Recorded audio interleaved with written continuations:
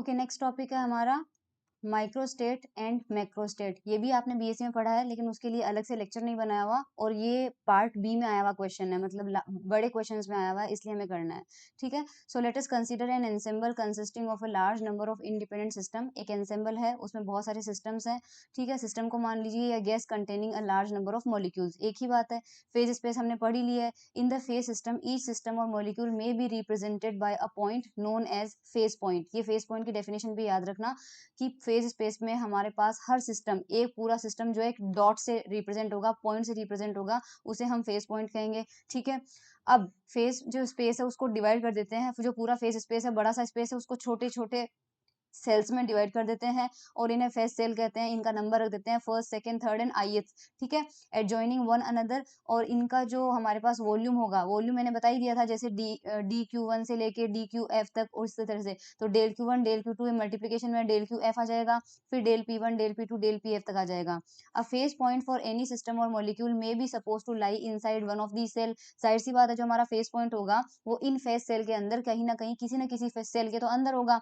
अब ये देखो बोल्ड किया हुआ, in order to define a microstate. Microstate क्या होगा?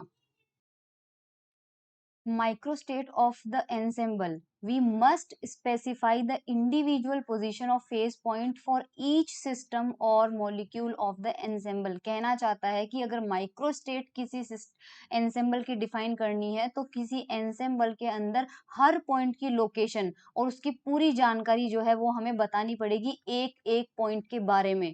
ठीक है, वो माइक्रोस्टेट हुआ, मतलब जूम करके उसकी छोटी से छोटी चीज उसके बारे में हमें बतानी पड़ेगी, वो माइक्रोस्टेट होती है।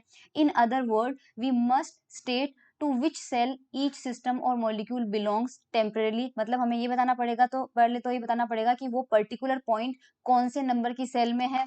Such a deep analysis is quite unnecessary to determine the observable properties of the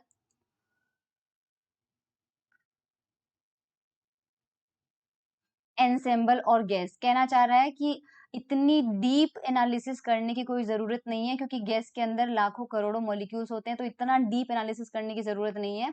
for example the density, अगर हम डेंसिटी निकालेंगे तो density is same if the number of molecule in each volume element of ordinary space is same regardless of which particular point molecule lie in the volume element. कहना चाहता है कि मान लीजिए ये पहला सिस्टम है, इसमें ए पॉइंट रखा हुआ है, ये सिस्टम है इसमें बी पॉइंट रखा हुआ है, ये सिस्टम है इसमें सी पॉइंट रखा हुआ है। तो डेंसिटी को मतलब नहीं है कि इसमें ए रखा हुआ है, इसमें बी रखा हुआ है, इसमें सी रखा हुआ है। डेंसिटी सिर्फ ये पूछती है कि ये बता दो कि इतने वो कितने वॉल्यूम में कितने पॉइंट हैं। तो इसमें भी आपके पास एक पॉइंट है, इसमें भी एक पॉइंट है, और इसमें भी एक पॉइंट है, तो इन तीनों के लिए जो डेंसिटी होगी वो क्या रहेगी? सेम रहेगी। तो ये कहना चाह रहे हैं कि माइक्रोस्टेट जो है वो डेंसिटी के बारे में अगर हमें जानकारी लेनी है, तो उसके लिए इनकी इंफॉर्मेशन, ये जो है ना कि पहले में ए रखा हुआ है, दूसरे में बी रखा हुआ है, तीसरे में सी रखा हुआ है, ये अननेसेसरी है।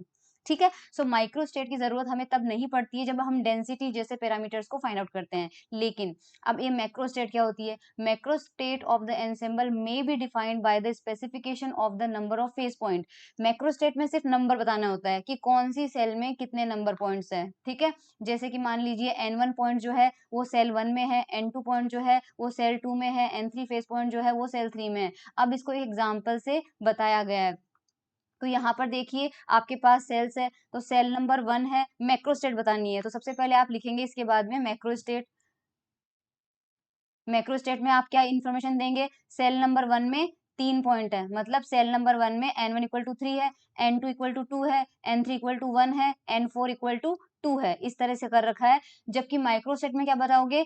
सेल नंबर 1 में 3 पॉइंट है, और वो कौन कौन से हैं? A C H. Cell number 2 में 2 पॉइंट्स हैं, कौन कौन से हैं? B and E. Cell number 3 में 1 पॉइंट है, कौन सा है? एफ। तो यहाँ पर ये जो डिस्क्रिप्शन लिखा हुआ ना, ये यही लिखा हुआ है। आप ये वाला एग्जाम्पल जरूर देंगे, क्योंकि एग्जाम में ये सेक्शन बी में देखा है मैंने, क्वेश्चन प्रीवियस ईयर में पार्ट बी में आया हुआ है, जिसमें आपको 200 वर्ड्स तक का आंसर देना होता है। तो जो अभी मैंने डेफिनेशंस बताई थी वो डेफिनेशन देनी है, और फिर ये एग्जाम्पल बताना है आपको। ठीक है, सो ये हमारे पास यहाँ पर लिखा हुआ है, ये देखो, let us identify the phase point A B C let a particular microstate. Microstate में क्या बताना पड़ेगा हमें? माइक्रोस्टेट में बताना पड़ेगा कि phase point A C H जो है वो सेल 1 में है, बीई जो है वो सेल 2 में है, एफ जो है वो सेल 3 में है, एंड सो ऑन। जबकि करस्पॉन्डिंग मैक्रोस्टेट जो है वो कैसे बताएंगे? By merely giving the number of phase point n1 equal to 3 in cell 1, n2 equal to 2 in cell 2, n3 equal to 1 in cell 1, and so on. बस यहीं तक खत्म कर दो, इसके बाद कुछ नहीं करना है। डेफिनेशंस हो गई और एग्जाम्पल हो गया, दैट्स इट। तो ये था मैक्रोस्टेट एंड माइक्रोस्टेट जिसकी डेफिनेशन एग्जाम में पूछी गई है।